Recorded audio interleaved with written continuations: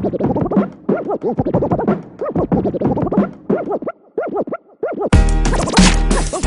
start the revolution.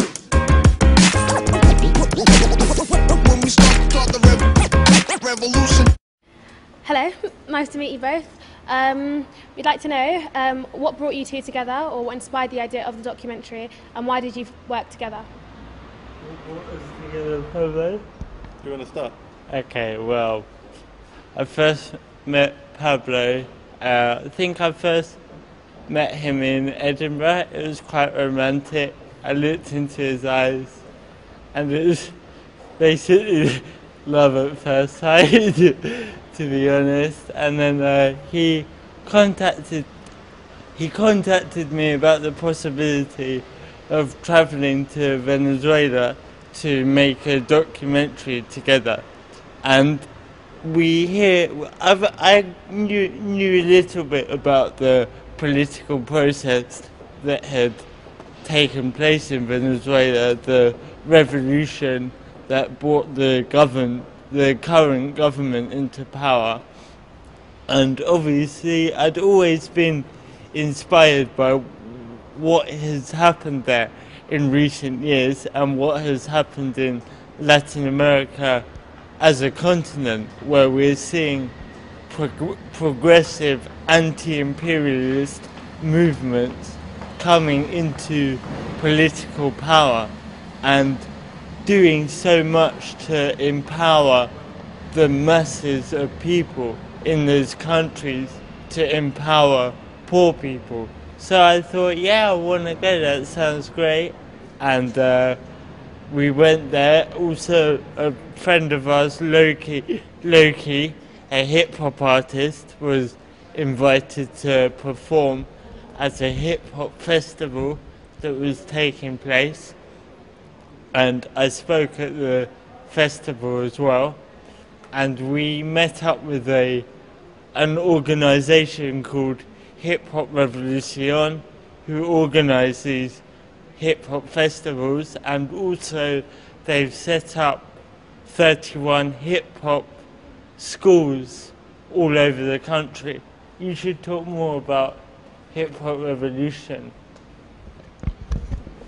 As Jody says, Hop Revolucion is this kind of collective of young people who are into hip-hop, but who are also sympathetic or support the political process that's underway in Venezuela under the Chavez government, which has been in power since 1999. And I met one of the founders of Hop Revolucion, a guy called Gustavo Borges, in 2005. I went to live in Venezuela for a year and a half. I have family that come from Venezuela, and I'd done a master's focusing on Venezuela, and I decided that before wanting to do a PhD, I wanted to spend some time and get a feel for what was going on in this country, in this political process, which we'd heard a lot about in the media, but generally was very demonized even at that time. So I met Gustavo in 2005 and saw that the work he was doing with different people in different barrios, which are the low-income neighborhoods that surround the capital Caracas and other cities, and just saw the kind of inspiring work that they did in politicizing young people, getting young people involved, thinking about politics, not necessarily bringing down like a line from the Chavez government. They were independent, supportive, critical. They had their own views. They criticized when they felt they needed to, and they supported it when in general. But they were very, they had this spirit of rebellion, and which came, I think, from their love of hip-hop music, which embodies that spirit.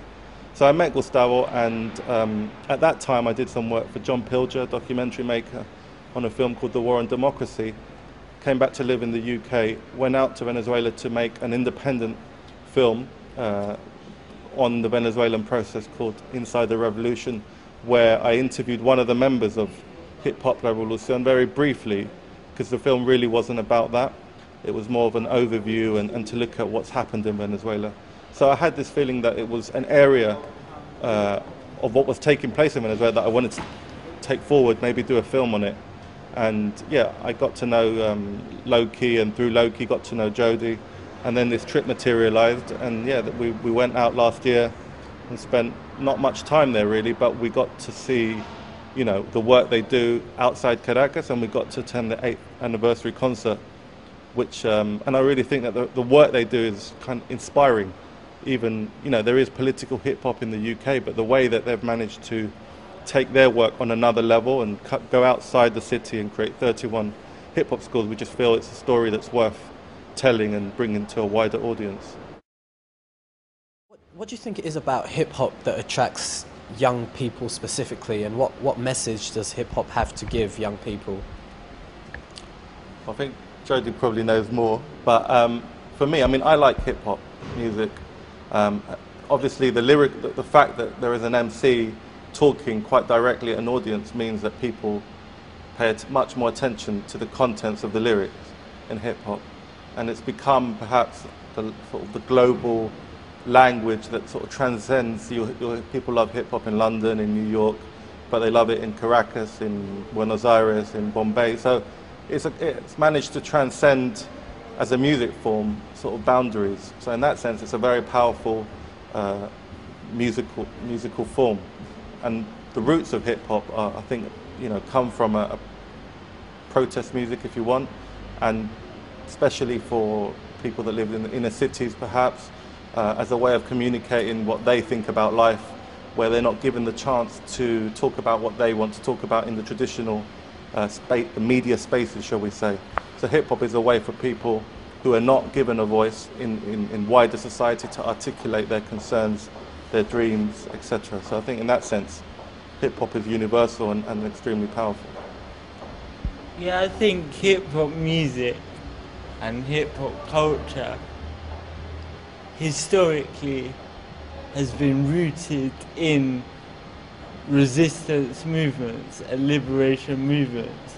And in Venezuela, that is essentially what's taking place. They're rejecting the status quo of imperialism and capitalism and saying we want to do things a different way. And that's always been what hip hop has been about. And I think even though we were there for a short time, when you travel to these places, the contrast to here is so strong that it strikes you straight away. Essentially here we have a government that is interested in preserving the interests of rich people. There you have a government that's aimed at empowering poor people, and that changes every relation in society because people feel that they have a voice, and not only have a voice but they are a part of something that's worth being a part of. That's what I think young people don't have in this country as much, is social projects that you feel are worth participating in, that you feel you're going to get something back from. And the Hip Hop Revolucion collective in Venezuela, we can take huge inspiration from what they're doing.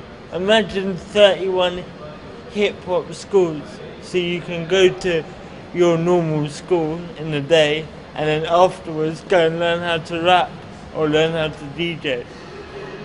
Imagine if young people here had that.